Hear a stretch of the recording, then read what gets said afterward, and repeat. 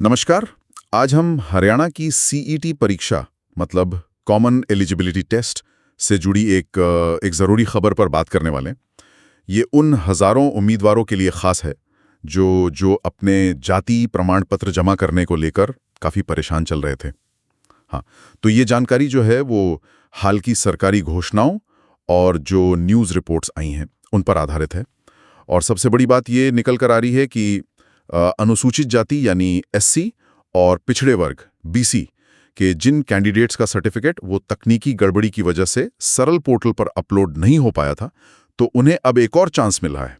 तो चलिए इस पर थोड़ी और बात करते हैं, समझते हैं कि मामला क्या है और इसके मायने क्या हैं।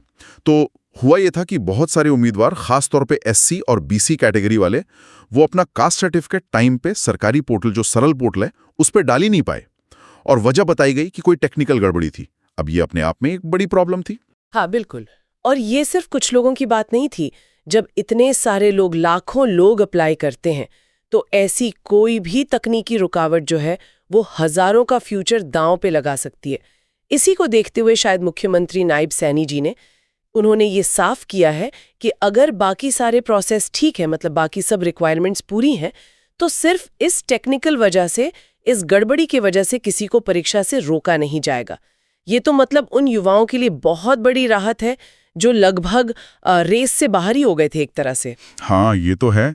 अच्छा, इसमें एक और बात भी है जो सुनने में आ रही है कि शायद वो उम्मीदवार भी जिन्होंने पहले, पता नहीं, शायद जानकारी नहीं थी या कोई कंफ्यूजन था, जनरल कैटेगरी में अप्लाई कर दिया था, वो भी अब अपना सर्टिफिकेट अपलोड करके अपनी जो सही रिजर्व्ड कैटेगरी है उसमें आ सकते हैं।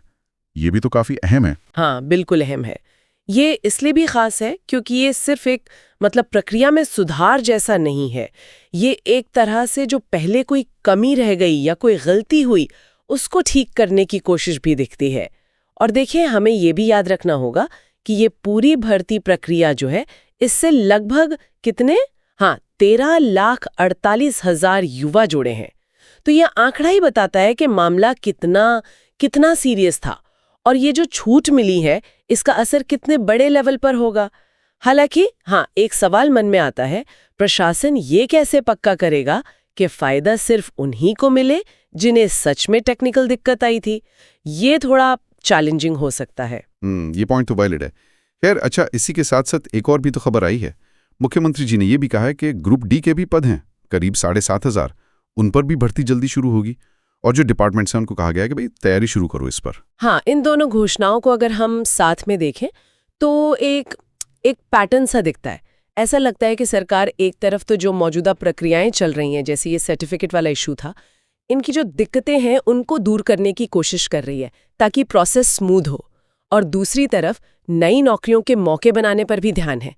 तो शायद एक बैलेंस बनाने की कोशिश है, पुरानी प्रॉब्लम सॉल्व करो और आगे के लिए नए रास्ते खोलो। तो कुल मिलाकर कर देखें तो लबोलबाब यह है कि सीईटी वालों को अपने डॉक्यूमेंट्स, खासकर कास्ट सर्टिफिकेट जमा करने के लिए एक, आप कह सकते हैं, जीवनदान मिल गया है। और साथ ही ग्रुप डी की नौकरी का जो लोग इंतजार कर रहे थे उनके लिए भी अच्छी खबर है। ये दोनों ही बातें मतलब कई लोगों के लिए उम्मीद तो लेकर आई हैं, यकीनन। हाँ, उम्मीद तो है बिल्कुल।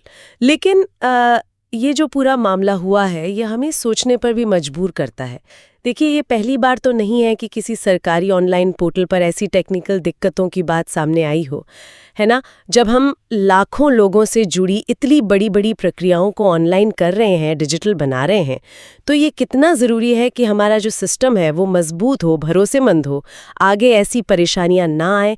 इसके लिए क्या ठोस कदम उठाए जा सकते हैं ताकि उम्मीदवारों को ऐन मौके पर ऐसी अनिश्चितता ना झेलनी पड़े।